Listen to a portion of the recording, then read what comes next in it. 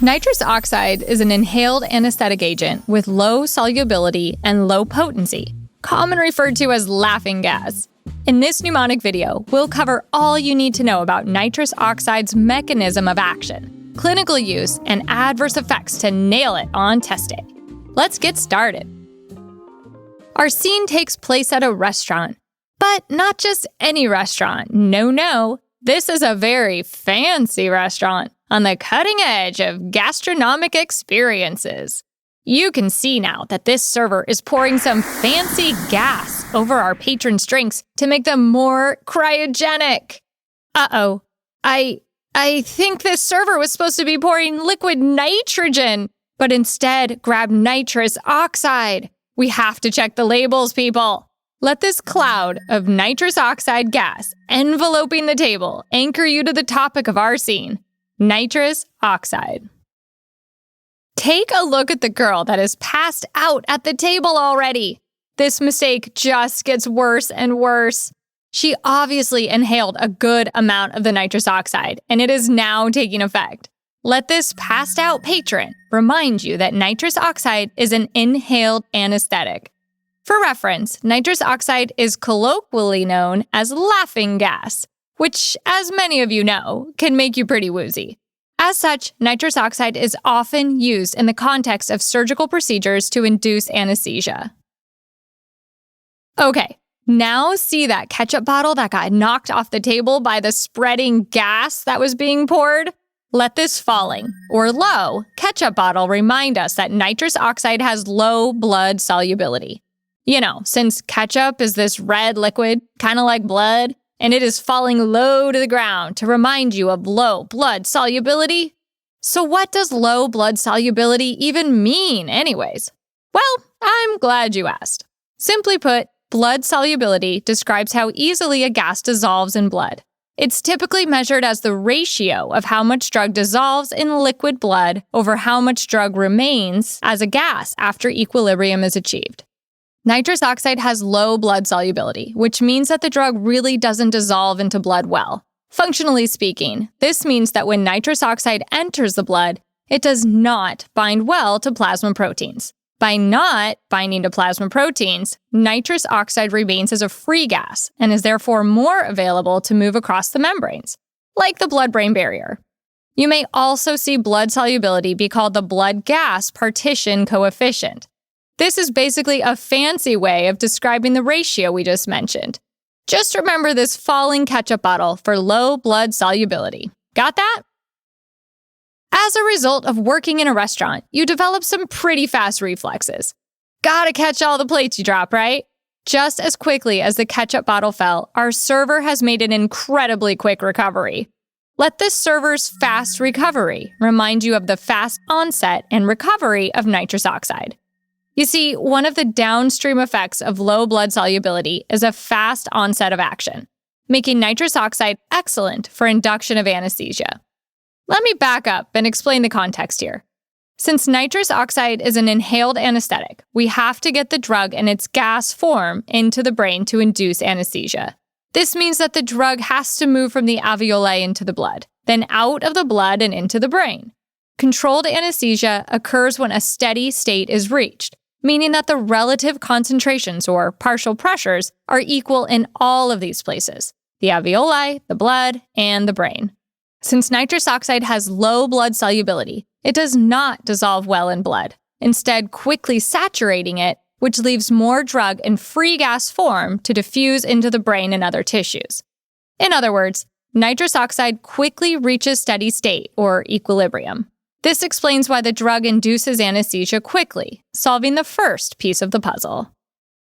Now, the second piece of the puzzle was a fast recovery, talking about the end of the drug's effects. You see, since nitrous oxide doesn't dissolve well in blood, not much drug stays inside the bloodstream as a storage pool.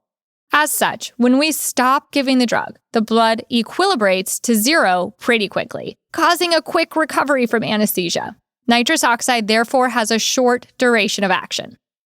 Contrast this against halothane and fluorane, which have high blood solubility. This means that those drugs equilibrate slowly with the blood. take a long time to saturate and build a huge storage pool that takes a long time to get out.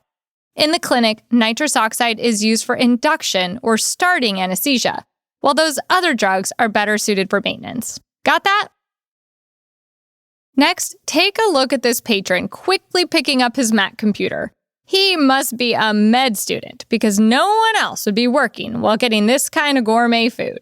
Let this raised Mac computer anchor you to the high MAC of nitrous oxide. Since MAC stands for MAC, a high or raised Mac computer should remind you of high MAC. Get it? MAC stands for minimal alveolar concentration, which describes the lowest dose of inhaled drug needed to induce anesthesia. Well, since all people are made differently, we need population averages and an experimental way to measure this. So MAC is actually the minimal concentration of inhaled drug needed to prevent movement in 50% of people after exposing them to an unpleasant stimuli like a pinch or pain. Note that I want you to attach the word needed, like minimum alveolar concentration needed. That's to help you remember that MAC is a measure of potency, or how little drug is needed to cause anesthesia.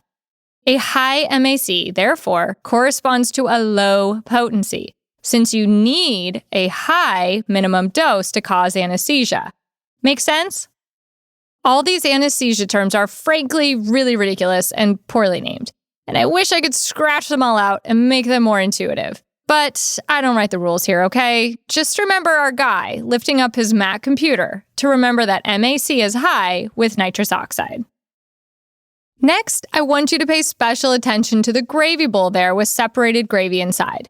They must have not mixed the gravy very well, since the fat has completely separated from the watery portion here. The fat not mixing well with water here should help you remember the low lipid solubility of nitrous oxide.